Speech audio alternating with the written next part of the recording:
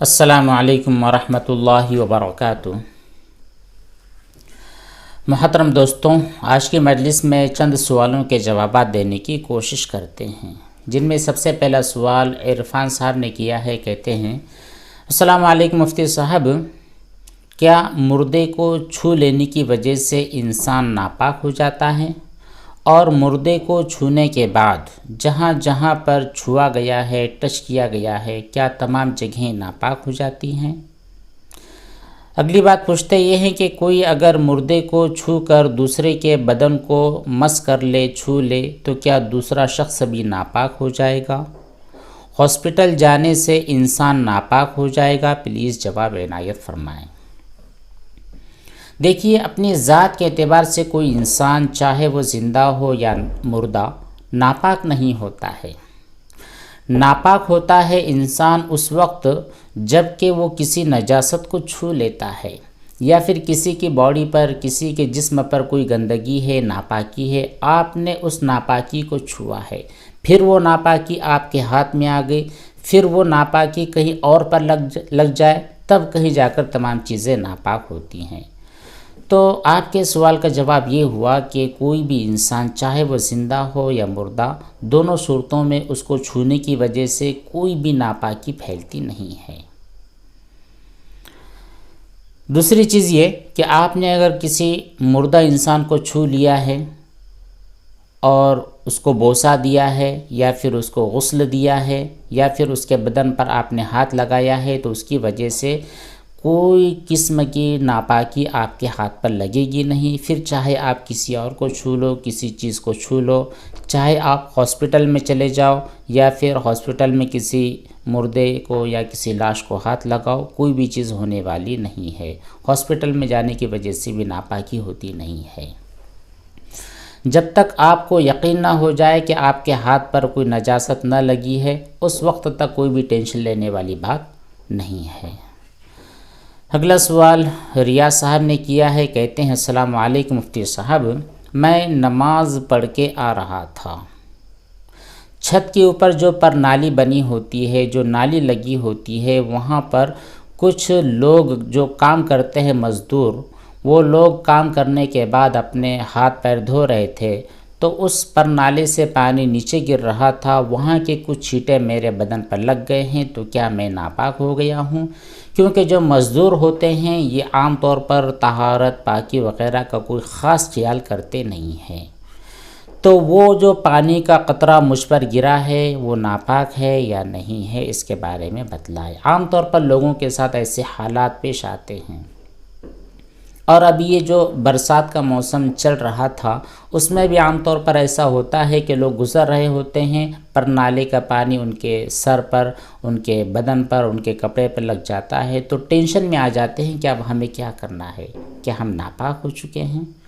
تو دیکھیے، یہاں پر بھی یوں ہی جنرلی آپ کسی چیز کو ناپاک نہیں ٹھہرا سکتے جب تک کہ آپ کو ناپاکی کا یقین نہ ہو، ورنہ ہر گرنے والی چیز کو آپ ناپاک سمجھیں گے، اپنی زندگی کو پریشانی کے اندر ڈال دیں گے۔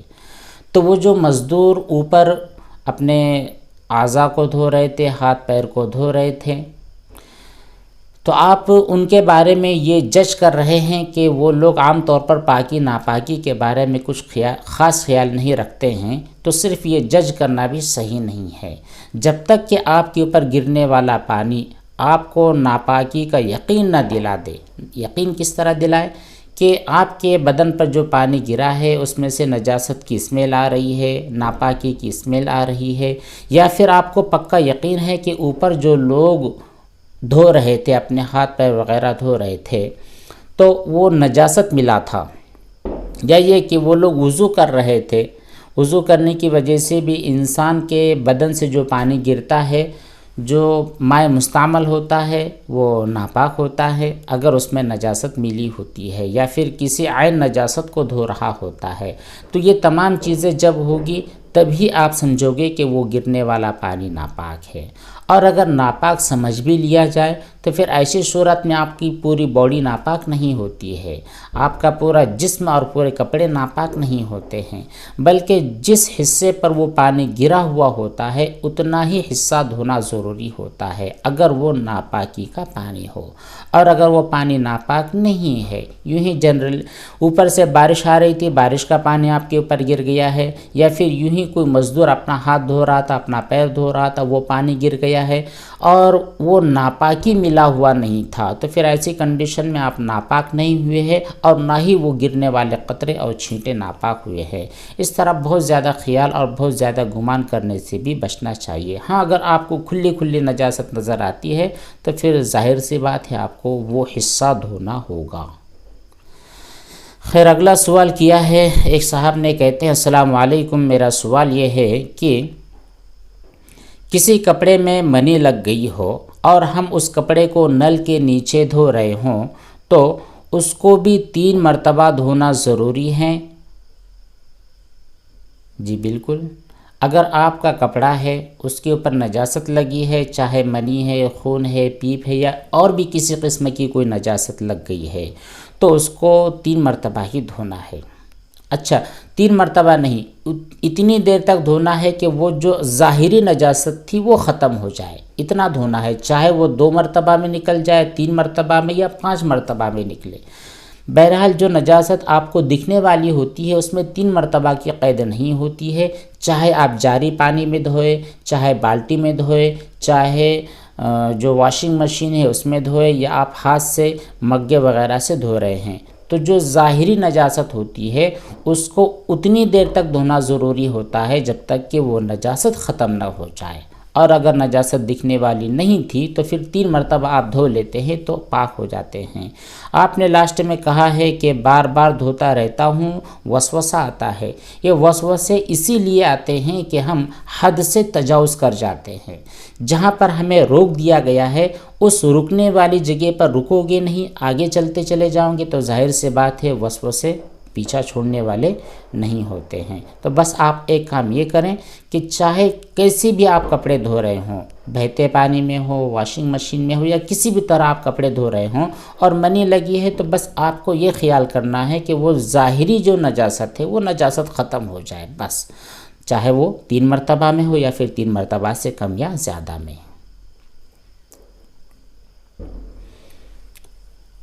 اگلا سوال ایک بہن نے کیا ہے، کہتی ہے السلام علیکم مفتی صاحب، مجھے نہانے میں 4 گھنٹے لگ جاتے ہیں، مجھے ایسا لگتا ہے کہ 3 بار صابن نہیں لگاؤں گی اس وقت تک صاف نہیں ہوں گی، یہ سب سے بڑی ہماری غلط فہمی ہے۔ دیکھیے، جو صابن، شیمپو یا پھر جو بھی کریم وغیرہ اپنی جسم کی نظافت، طہارت اور صفائی کے لیے اور کلیننگ کے لیے ہم استعمال کرتے ہیں، ان کا استعمال کرنا ضروری نہیں ہوتا، واجب اور فرض نہیں ہوتا ہے۔ فرض صرف یہ ہوتا ہے کہ ہمارے بدن پر جو نجاست، جو ناپاکی، جو گندگی لگی ہے وہ ختم ہو جائے، بس اتنا کام ہمیں کرنا ہے۔ جو ہم شیمپو کا اور جو صابن کا استعمال کرتے ہیں یہ اور زیادہ صفائی کے لیے کیا جاتا ہے۔ باقاعدہ 3 مرتبہ صابن لگانا اگر آپ ضروری سمجھتے ہیں تو یہ آپ کی غلط فہمی ہے، اس غلط فہمی کو دور کرنا آپ کے خود اپنے کنٹرول میں ہے۔ آگے آپ کہتے ہیں کہ 3 بار جب تک صابن نہیں لگا لیتی ہوں اس وقت تک ایسا لگتا ہے کہ میں پاک نہیں ہوئی ہوں، تو یہ سب چیزیں آپ کو چھوڑنی ہوگی۔ جب آپ غسل خانے میں پہنچ جائیں یا پھر ٹوائلٹ میں پہنچ جائیں، ایسی صورت میں استنجا سے فارغ ہونے کے بعد بھی آپ کو نجاست کو ختم کرنا ہے۔ اس نجاست والی جگہ کو باقاعدہ صابن سے یا شیمپو یا اور کسی کریم وغیرہ سے دھونے کی ضرورت نہیں ہے، بس نجاست ختم ہو گئی ہے۔ ہاں، اگر آپ کو کوئی بیماری ہے، مطلب بار بار پیشاب آنا یا پھر لیکوریا، اس قسم کی کوئی بیماری ہے، تو ایسے وقت میں استبرا کرنا ہے۔ اب استبرا کیا چیز ہے اس کے بارے میں بھی ہم نے کئی ویڈیوز میں کافی تفصیل سے سمجھایا ہوا ہے، آپ اسے دیکھ سکتے ہیں۔ اگر آپ کو لیکوریا وغیرہ قسم کی بیماری ہے تو پھر اطمینان سے آپ استنجا سے فارغ ہو جائیں اور آپ کو لگ جائے کہ اب کوئی چیز نکلنے والی نہیں ہے تو پھر پانی کا استعمال کریں، اور اگر لگاتار وہ چیز خارج ہو رہی ہے تو وہاں پر آپ کسی ٹیشو وغیرہ کا استعمال بھی کر سکتے ہیں۔ بہرحال یہ جو آپ نے وہم اور یہ جو وسوسے والی چیز بیان کی ہے، یہ آپ کو تکلیف میں ڈال سکتی ہے اگر آپ ان کا پیچھا خود سے نہ چھڑا پاؤ۔ خود سے آپ کو پیچھا چھڑانا ہے، بس غسل کرنے کے لیے آپ غسل خانے میں چلے گئے، 3 مرتبہ پورے بدن پر پانی ڈال لینا ہے، زیادہ سے زیادہ۔ 1 مرتبہ میں بھی اگر آپ نے پانی ڈال لیا، پورا بدن آپ کا بھیگ گئے تو آپ پاک ہو گئے ہو، آپ کا غسل مکمل ہو چکا ہے۔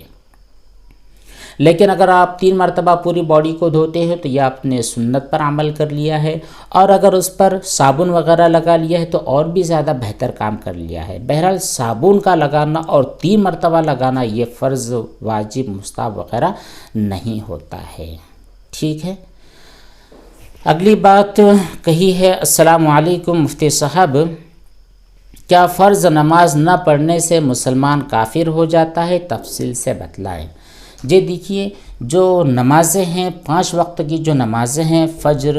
ظہر، عصر، مغرب، عشاء، یہ جو 5 وقت کی نمازیں ہیں، ہر مسلمان پر، عاقل ہو، بالغ ہو، مرد ہو یا عورت ہو، سب پر فرض ہے۔ اگر کوئی بھی شخص، کوئی بھی مسلمان جس کے اوپر نماز فرض ہے، وہ بغیر کسی شرعی عذر کے نماز کو چھوڑ دیتا ہے تو یہ اس کے لیے ناجائز والی بات ہوتی ہے اور گناہ والی بات ہوتی ہے، اور گناہ بھی کبیرہ گناہ ہوتا ہے۔ احادیث مبارکہ میں بے نمازی کے لیے بہت سخت وعیدیں آئی ہیں، لیکن اس نماز کے چھوڑنے کے عمل کی وجہ سے وہ شخص کافر اور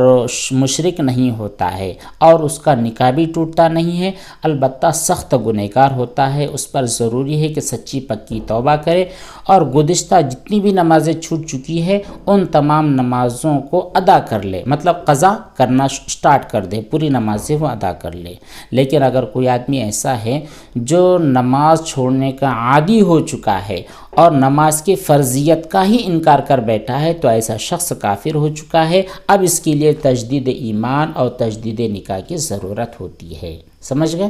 جو شخص فرضیت کا انکار کرتا ہے وہ آدمی کافر ہوتا ہے۔ جو شخص فرضیت کا انکار نہیں کرتا، مطلب اس کو پتہ تو ہے کہ 5 نمازیں فرض ہے، لیکن سستی سے اور یوں ہی لاپرواہی کی وجہ سے، لاابالی پن کی وجہ سے وہ نمازیں نہیں پڑھتا ہے، تو وہ آدمی کافر نہیں ہوگا، البتہ سخت گنہگار ہوگا، گناہ کبیرہ کا مرتکب ہوگا۔ اگلا سوال ایک محترمہ نے کیا ہے، کہتی ہیں السلام علیکم، کیا ہاتھ وغیرہ دھوتے ہوئے چھینٹے کپڑوں پر پڑ جاتے ہیں تو ان ہاتھوں کو دوبارہ دھونا پڑتا ہے کہ وہ ناپاک ہو چکے ہیں؟ جی دیکھیے، آپ کسی بھی ناپاک چیز کو دھو رہے ہوں، چاہے وہ آپ کے ہاتھ ہو، کپڑے ہو، اور ان ناپاکی کے دھوتے وقت میں جو چھینٹے اڑتے ہیں، عین ناپاکی کو دھوتے ہوئے جو چھینٹے اڑتے ہیں، ظاہر سی بات ہے کہ وہ چھینٹے بھی ناپاک ہیں۔ اگر وہ چھینٹے 1 درہم سے زیادہ ہو جاتے ہیں تو پھر اس جگہ کو بھی دھونا ضروری ہوتا ہے۔ اسی لیے بار بار کہا گیا ہے کہ ناپاکی کو دھوتے ہوئے بڑے احتیاط سے کام کرنا چاہیے، خاص طور پر ان لوگوں کے لیے جو وسوسے اور وہم کے مریض ہوتے ہیں۔ ان کے لیے تو اور زیادہ ضروری ہو جاتا ہے کہ بالکل لاپرواہ ہو کر کام نہ کریں، بلکہ بڑی احتیاط کے ساتھ، بڑی نرمی کے ساتھ کام کریں۔ اسی لیے تو نبی کریم صلی اللہ علیہ وسلم نے ہمیں تعلیم دی ہے کہ کسی سخت جگہ پر پیشاب نہ کرے۔ سخت جگہ پر پیشاب کرنے سے ہوگا یہ کہ وہاں کے چھینٹے اڑ اڑ کر آپ کے کپڑے پر، آپ کے بدن پر لگ جائیں گے، جس کی وجہ سے نجاست پھیل جائے گی۔ تو سیم وہی چیز آپ کے کپڑوں پر بھی اپلائی کر لے، آپ کے ہاتھوں پر اپلائی کر لے۔ اگر آپ کے ہاتھ پر نجاست لگی ہے اور اوپر نل ہے تو آپ کسی مگے میں پانی بھر لیں اور بالکل نیچے اپنے ہاتھوں کو رکھ کر بڑی نرمی کے ساتھ پانی ڈال کر ان کی صفائی کریں۔ پھر بھی احتیاط کے باوجود اگر کوئی چھینٹے وغیرہ اڑ کر ادھر ادھر لگ جاتے ہیں تو پھر ان چھینٹوں کو بھی آپ دوبارہ سے دھو لیں۔ بس اتنے ہی سوالات تھے۔ اس کے علاوہ اور بھی کافی سوالات تھے جن کو ہم نے تحریری شکل میں جواب دے دیا ہے، اور بھی جو سوالات باقی ہیں انشاءاللہ کوشش کریں گے اگلی نشست میں، اگلی مجلس میں ان کے جوابات سرور بالضرور عنایت کریں۔ والسلام علیکم ورحمۃ اللہ وبرکاتہ۔